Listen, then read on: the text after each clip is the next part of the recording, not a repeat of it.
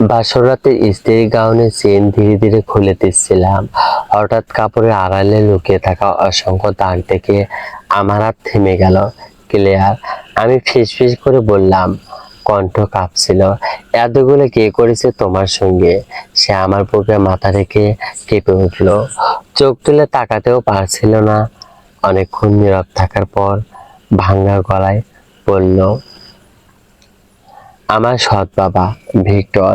সে বলেছিল আমি যদি কাউকে সত্যিটা বলি কেউ আমাকে বিশ্বাস করবে না। আমি তার কপালে আলতো করে চুমু খেলাম, শক্ত করে জড়িয়ে ধরলাম তাকে। তারপর এক মুহূর্ত দেরি না করে একটি ফোন করলাম।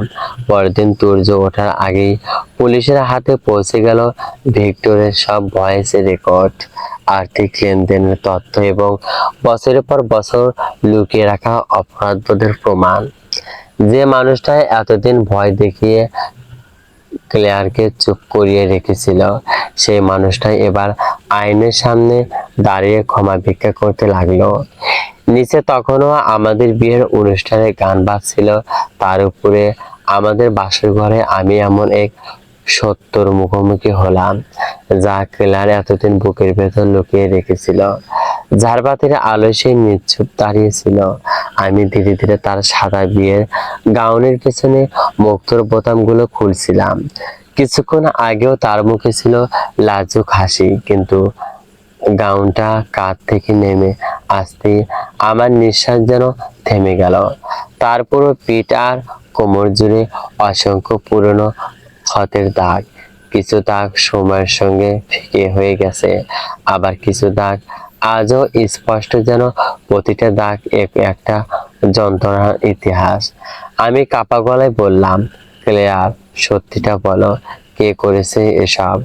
সে আর নিজেকে সামলাতে পারল না, হাউমাউ করে কেঁদে উঠল, আমার সৎ বাবা ভিক্টর হেল।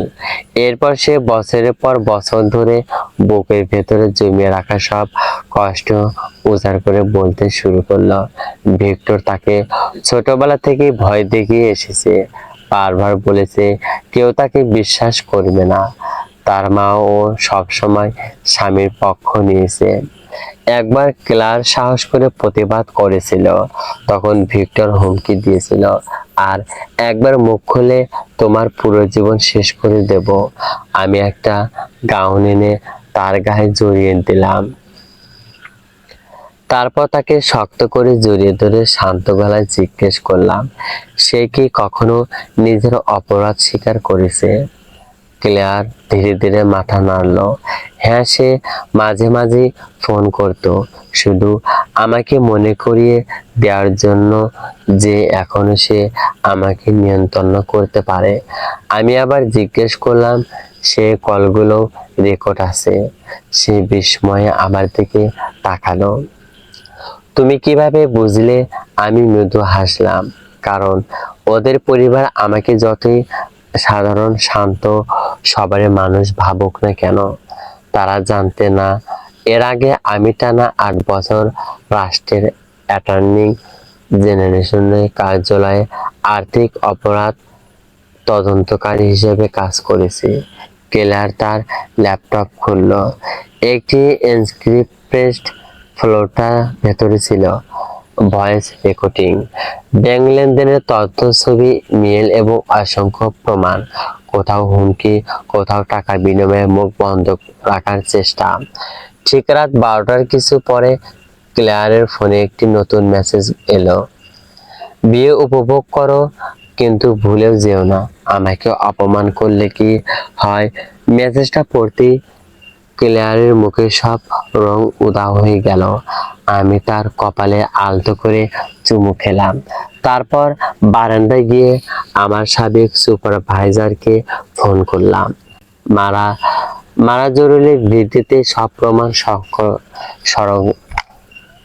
সংরক্ষণের ব্যবস্থা করো। মারা জরুরি ভিত্তিতে সব প্রমাণ সংরক্ষণের ব্যবস্থা করো। কি অভিযোগ?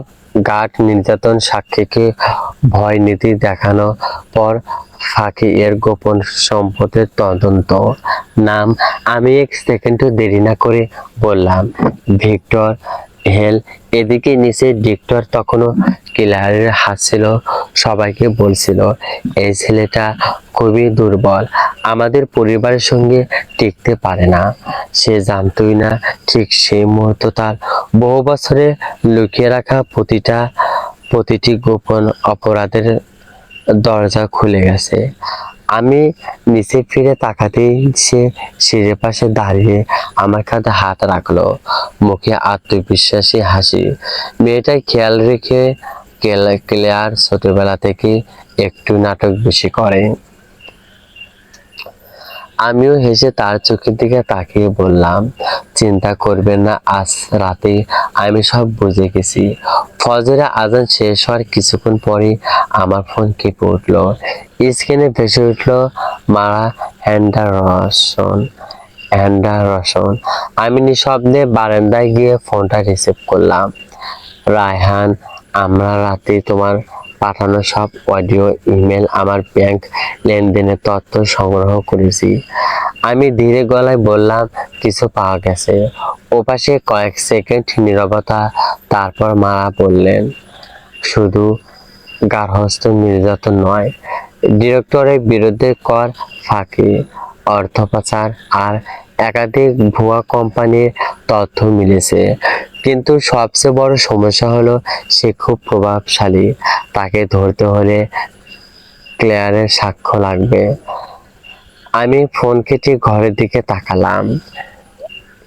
ক্লেয়ারের জানালার পাশে বসে আকাশের দিকে চেয়ে আছে, তার চোখে ঘুম নেই, মুখে সেই পুরনো ভয়ের ছাপ। আমি গিয়ে তার পাশে বসলাম। সে আমার হাত শক্ত করে ধরে বলল, আমি ভয় পাচ্ছি। কিসের ভয়? যদিও আবার আমাদের ক্ষতি করেন। আমি তার কপালে হাত রেখে বললাম, আজ পর্যন্ত তুমি একা ছিলে, আজ থেকে তোমার প্রতিটা লড়াই আমরাও লড়াই করব। ক্লারের চোখ আবার ভিজে উঠলো। ঠিক তখনই নিচ থেকে তার মায়ের ডাক ভেসে এলো, ক্লিয়ার, সবাই নাস্তার জন্য অপেক্ষা করছে। আমরা নিচে নামলাম। ডাইনিং টেবিলে সবাই বসে আছে। ভিক্টর জন্য কিছুই হয়নি এমন ভাবে কফিতে চুমুক দিচ্ছে। আমাদের দিকে মুচকে হেসে বলল, নতুন দম্পতির রাত কেমন কাটলো? কথাটা শুনে ক্লারের হাত কেঁপে উঠলো। আমি টেবিলের নিচে তার হাতটা শক্ত করে ধরে রাখলাম। কেউ কিছু বুঝতে পারলো না। নাস্তার মাঝখানে ভিক্টর হঠাৎ করে, ক্লার, খাওয়া শেষে আমার সঙ্গে একটু স্টাডি রুমে এসো। ক্লেয়ারের মুখে মুহূর্তে সাদা হয়ে গেল। সে কিছু বলার আগেই আমি উত্তর দিলাম, দুঃখিত, আজও কোথাও একা যাব না।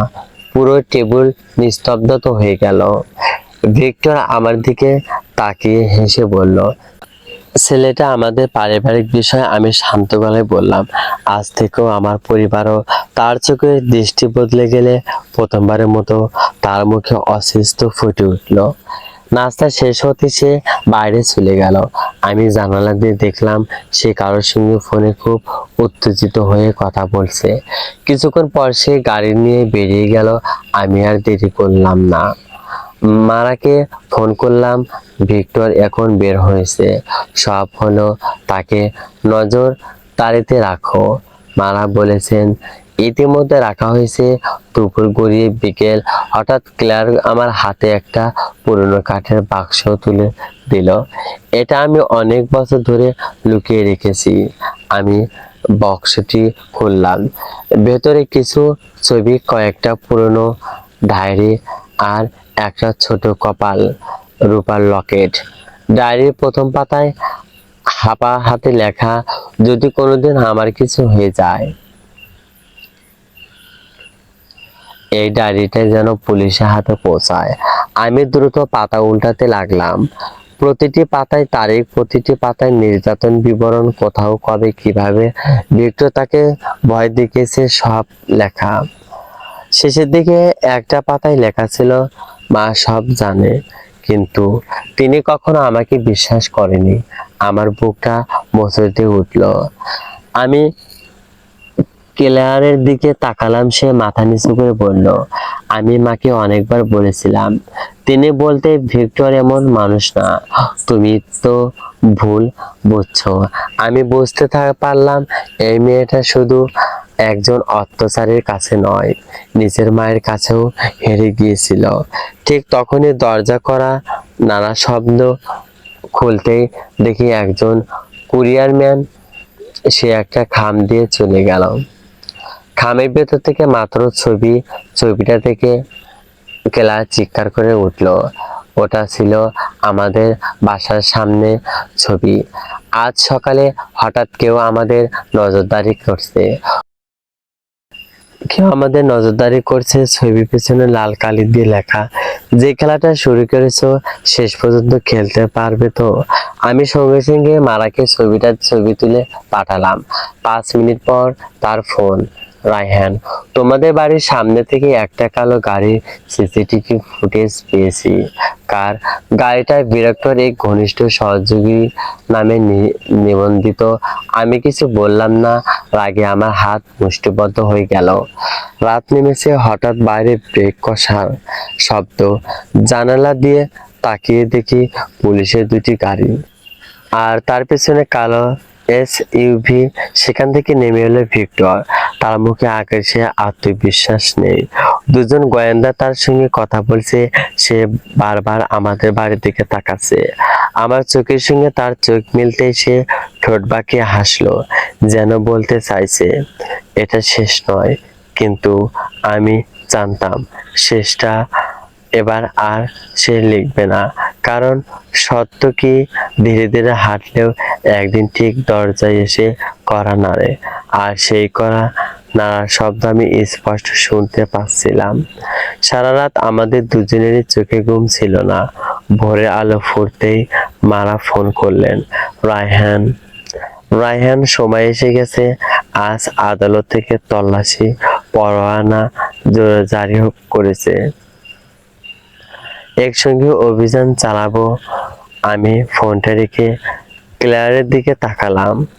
সে চুপচাপ বসেছিল। তার মুখে ভয়ের ছাপ থাকলেও আছে ভয়ের সঙ্গে মিশেছিল একটুখানি সাহস।